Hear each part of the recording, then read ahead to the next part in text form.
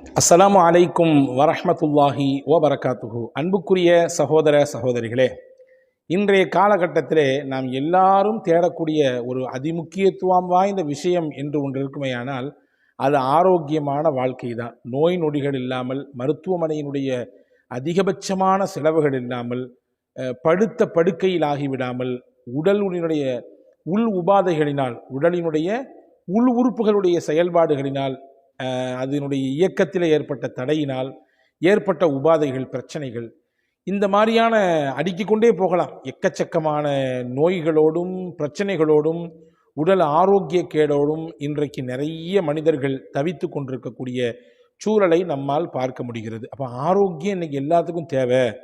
எல்லாரும் துவா செய்ய சொல்கிறார்கள், ஆரோக்கியத்துக்காண்டி துவா செய்யுங்க, இந்தந்த மாதிரி நோய் இருக்குது, இந்த மாதிரி கஷ்டத்தில் இருக்கேன், என் மருத்துவ செலவு இவ்வளோ இருக்குது என்றெல்லாம் நான் சில விஷயங்களை கேள்விப்படுகிறேன். என்ன நான் மட்டுமல்ல, எக்கச்சக்கமான இமாம்களிடத்தில் இப்படியான ஒரு கோரிக்கையோடு துவாக்கள் வருவதை பார்க்க முடிகிறது இல்லையா? இந்த காணொளியிலே நான் ஒரு முக்கியமான துவாவை சொல்லித்தரப்போகிறேன். முகமது ரசூலுல்லாஹி ஸல்லல்லாஹு அலைஹி வஸல்லம் அவர்கள் தினசரி ஓதிய துவா. இந்த துவாவினுடைய பரக்கத்தினாலே நிச்சயமாக அல்லாஹ் நமக்கும் ஆரோக்கியத்தை தருவான். என்ன துவா, எப்பொழுது ஓத வேண்டும், அதை எப்படி எத்தனை முறை ஓத வேண்டும் என்பதையெல்லாம் காணொளிக்கு உள்ளே நிறைவாக தருகிறோம். இன்ஷா அல்லாஹ் முழுமையாக இதை பாருங்கள், சிறந்த பலன் உங்களுக்கு கிடைக்கும் என்று நான் நம்புகிறேன். அன்பான சகோதர சகோதரிகளே, பொதுவாகவே முஹம்மது ஸல்லல்லாஹு அலைஹி வஸல்லம் அவர்கள் சொன்னார்கள், ஒரு மனிதனுக்கு ஈமானுக்கு பிறகு கிடைக்கப்பட்ட பெரிய பொக்கிஷம் என்ன அப்படின்னு கேட்டிங்கன்னா ஆரோக்கியம் தான் அப்படின்னாங்க ஸல்லல்லாஹு அலைஹி வஸல்லம். ஆமாம் தானே? உலகத்தில் காசு, பணம், செல்வாக்கு, வசதி எல்லாத்தையும் சம்பாதிச்சிடலாம். ஆனால் எல்லாத்தையும் சம்பாதிச்சு வச்சதுக்கு பின்னாடி அதை அனுபவிக்கிறதுக்கு நமக்கு ஆரோக்கியம் இல்லைன்னா என்ன புண்ணியம்? எல்லாம் இருக்குது ஆனால் எதையுமே தொட்டு பார்க்கக்கூடாது. எல்லாம் இருக்குது ஆனால் எதுக்கு பக்கத்துலேயும் போகக்கூடாது. எல்லாம் இருக்குது, அதை நீங்கள் மோந்து கூட பார்க்கக்கூடாதுங்க. அப்படின்ற ஒரு நிலையில் நம்முடைய உடல் கண்டிஷன் இருந்துச்சுன்னா எல்லாம் இருந்து என்ன புண்ணியம் இல்லையா? அப்போ அன்பான சகோதரர்களை, நிறைய நபர்களுக்கு ஆரோக்கியத்தை பற்றி உண்டான ஒரு அவேர்னஸே இல்லை. சொல்லப்போனால் அந்த ஆரோக்கியத்தை இழந்ததற்கு பிறகுதான், ஆஹா இப்படி செஞ்சிட்டோமே, இந்த மாதிரிலாம் செய்யக்கூடாதுன்னு சொன்னாங்களே செஞ்சிட்டோமே, இப்போ தவிச்சுக்கிட்டு இருக்கிறோமே அப்படின்ற மாதிரியான ஒரு நிலைப்பாட்டுக்கு வர்றாங்க.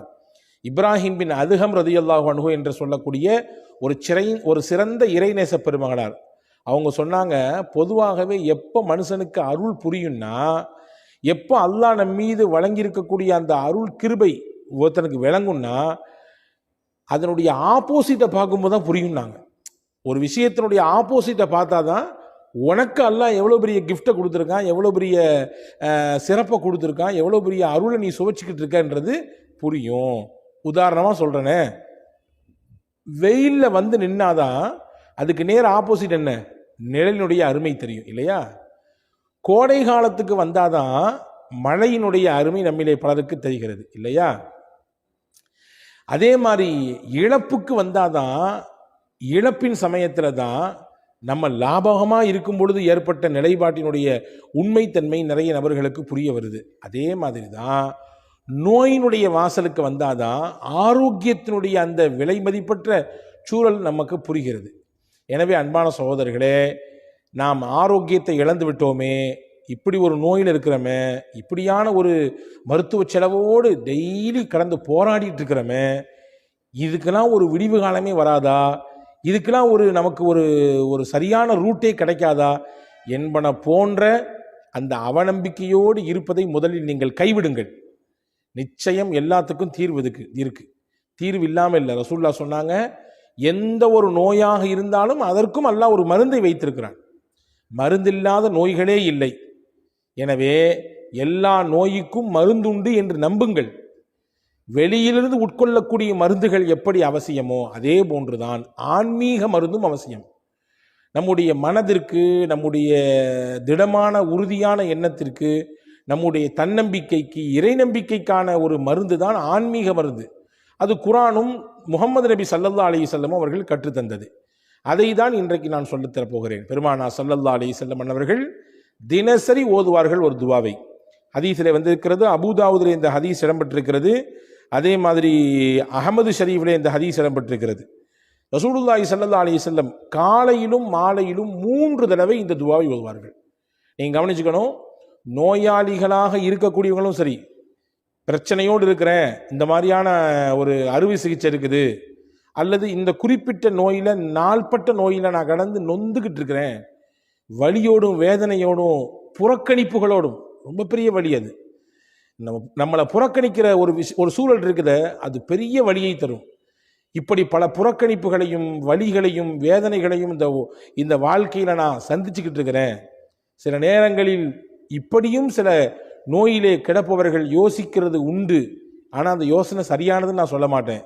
இப்படி கடந்து துடைகிறதுக்கு போய் சேர்ந்துடலாமே, மொத்தமாக அல்லாட்ட போய் சேர்ந்துடலாமேன்னா நினைக்கிறது உண்டு. ஆனால் அப்படி நினைக்கக்கூடாது. அதை நான் ஆதரிக்கவில்லை. அல்லாவிடத்திலே ஆரோக்கியத்தை கேட்க வேண்டும், அல்லாவிடத்திலே நிவாரணத்தை வேண்ட வேண்டும், அல்லாவிடத்திலே இந்த நோய்க்கான தீர்வைத்தா அல்லா என்று கேட்க வேண்டும், அல்லாவிடத்திலே ஷிஃபாவை கேட்க வேண்டும். அதுதான் நமக்கு மார்க்கம் கற்றுத் தந்திருக்கிறது. நிச்சயமாக நாம் தொடர்ச்சியாக கேட்கும் பொழுது நிச்சயம் அல்லாஹ் தருவான். அதில் நம்பிக்கை இழக்கக்கூடாது. அப்போ ரசூலுல்லாஹ் ஒவ்வொரு நாளும் 3 தடவை ஓதுவார்கள். காலையிலே 3 தடவை, மாலையிலே 3 தடவை. என்ன, யாரெல்லாம் ஓதலாம்? இதை ஆரோக்கியமாக இருக்கிறவங்களும் ஓதலாம். நோயினுடைய வாசலுக்கு வந்துட்டோம், இன்னைக்கு தான் எல்லா ஊடுகள்லையும் எல்லார்ட்டையும் ஃப்ரீயாக வந்து இருக்கிற மாதிரி, பாக்கெட்டில் இருக்கிற மாதிரி சர்க்கரை நோய் வந்து இருக்குது இல்லையா? எத்தனை நபர்களுக்கு அவதிப்பட்டு கொண்டிருக்கிறார்கள். அதே மாதிரி தொடர் சிகிச்சைகள், சில நபர்கள் இப்படியான கஷ்டத்தில் இருக்கிறாங்க, டயாலிசிஸ் போன்ற தொடர் சிகிச்சையில் இருக்கிறாங்க. சில சகோதரர்கள் கேன்சர் போன்ற நோய்களுக்கு தொடர் சிகிச்சையில் இருக்கிறாங்க. சில சகோதரர்கள் இன்னும் சில சொல்ல முடியாத நோய்களுக்கு சிக்கி தவித்து அதனுடைய தொடர் மருத்துவத்தில் இருக்காங்க. மருத்துவம் செய்வது நம்முடைய பொறுப்பு, நம்ம செய்ய வேண்டிய விஷயம். அதே நேரத்தில் வல்ல அல்லாவிடத்திலே துஆ செய்வது நம்முடைய கடமை. எனவே நோயில் அகப்பட்டவர்களும் ஓதலாம். நோய்க்கு இப்பொழுதுதான் முகம் கொடுத்திருக்கிறோம், துவக்க நிலைமை இது அப்படின்ற இடத்துல இருக்கிறவங்க ஓதலாம். இளமையில் இருக்கக்கூடியவங்க, நோயெல்லாம் பெருசாக எனக்கு எதுவும் இல்லை, அல்ஹம்துலில்லாஹ் அல்லாஹ் நல்லா வச்சிருக்கான் அப்படின்ற நிலைமை இருக்கிறவங்களும் முன்கூட்டியே முன்னெச்சரிக்கையாக அல்லாவிடத்திலே ஆரோக்கியத்தை வேண்டி இந்த துஆ ஓதலாம். 3 தடவை ஓத வேண்டும். காலையில் 3 தடவை, மாலையில் 3 தடவை. ஸல்லல்லாஹு அலைஹி வஸல்லம் ஓதிருக்காங்க. என்ன துஆ அது? டிஸ்கிரிப்ஷன்லையும் கொடுக்குறோம், வாய்ப்பு இருந்தால் ஸ்கிரீனிலும் உங்களுக்கு அந்த துஆவை தருகிறோம். அல்லாஹும்ம ஆஃபினி ஃபீ பதனி, அல்லாஹும்ம ஆஃபினி ஃபீ சம்இ, அல்லாஹும்ம ஆஃபினி ஃபீ பஸரி, லா இலாஹ இல்லா அன்த. ரொம்ப அழகான துஆ இது. யா அல்லாஹ், என்னுடைய உடலுக்கு நீ ஆரோக்கியத்தை கொடு.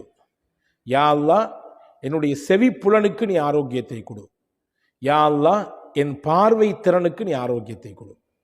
உடல் என்று சொல்றாலே எல்லா மொத்த அவயங்களும் உள்ள அடங்கிடும்.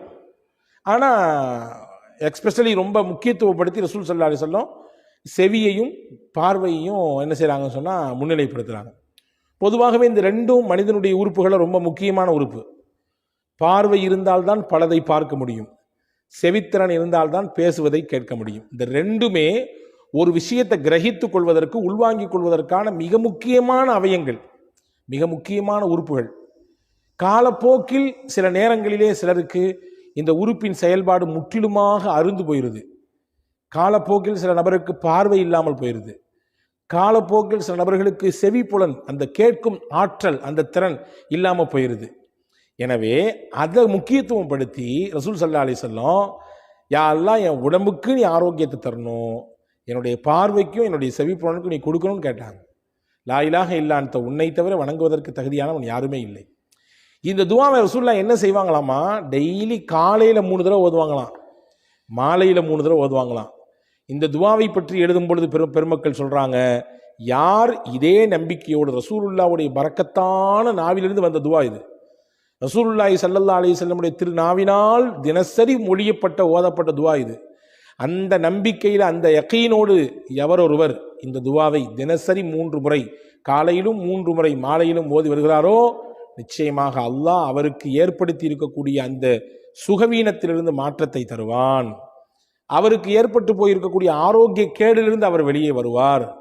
எதிர்காலத்தில் அவருக்கு ஒரு ஆரோக்கிய கேடு அல்லது உடல் சுகவீனம் அல்லது இந்தந்த மாதிரியான ஆரோக்கியத்தில் பிரச்சனை என்று இருக்குமே ஆனாலும் கூட இந்த துஆவின் பரக்கத்தை கொண்டு வல்ல அல்லாஹ் அதையும் தடுப்பதற்கு வல்லமை மிக்கவன் என்று எழுதுகிறாங்க. எனவே அன்பான சகோதரர்களே, அருமை சகோதரிகளே, தாய்மார்களே, இந்த துஆவை நீங்கள் எழுதி எடுத்துக்கொள்ளுங்கள். ரொம்ப ஷார்ட்டான துவா தான், சிம்பிளான துவா தான். மனநமிட்டு கண்டிப்பாக ஓதி வருங்கள். எவ்வளவு பெரிய நோயாக இருந்தாலும், எவ்வளவு நாள்பட்ட வியாதியாக இருந்தாலும், படுக்கையில் கிடக்கக்கூடிய அடுத்தவர்களுடைய உதவியை தேடித்தான் இருக்க வேண்டும் என்ற நிலையில் இருக்கிற நோயாக இருந்தாலும் நிச்சயமாக அல்லாஹ் மாற்றுவதற்கு வல்லமை மிக்கவன். ஒரு விஷயத்தை மட்டும் நீங்கள் ஞாபகத்தில் வச்சுக்கணும். ஐயூப் அலைஹிஸ்ஸலாம் படுத்த படுக்கையாக இருந்தார்கள். படுத்த படுக்கையாக இருந்தாங்க. பல்லாண்டுகள் இருந்தார்கள். அவங்களுடைய உடம்பிலிருந்து அப்படியே புழுக்கள் வெளியாகும். உடம்பெல்லாம் அந்த துர்வாடையினால அக்கம் பக்கத்தில் கூட யாரும் இருக்கிறதுக்கு சகிச்சிக்கலை, அவங்கள வச்சுக்கிறதுக்கு சகிச்சிக்கலை. ஊரை விட்டு வெளியே அனுப்பிட்டாங்க. அவுட்டரில் போய் நீங்கள் இருங்கன்னு சொன்னாங்க. அவ்வளவு நோய். அப்போ நீங்கள் பார்த்துங்க, அதை மாதிரிலாம் நமக்கு எல்லாம் நோய் தரலையே. ஊரை விட்டு ஒதுக்கி வைக்கிற அளவுக்கு, வீட்டை விட்டு வெளியே போங்கடா, உங்கள் கூட நாங்கள் யாருமே குடும்பம் நடத்த மாட்டோம் சொல்லி மனைவிமார்கள்லாம் கூட ஓடிட்டாங்க, ரஹீம் மாமாவை தவிர. சொந்த பந்தம் யாரும் பக்கத்தில் வரல. அந்த மாதிரியான நோயெல்லாம் நமக்கு இல்லையே.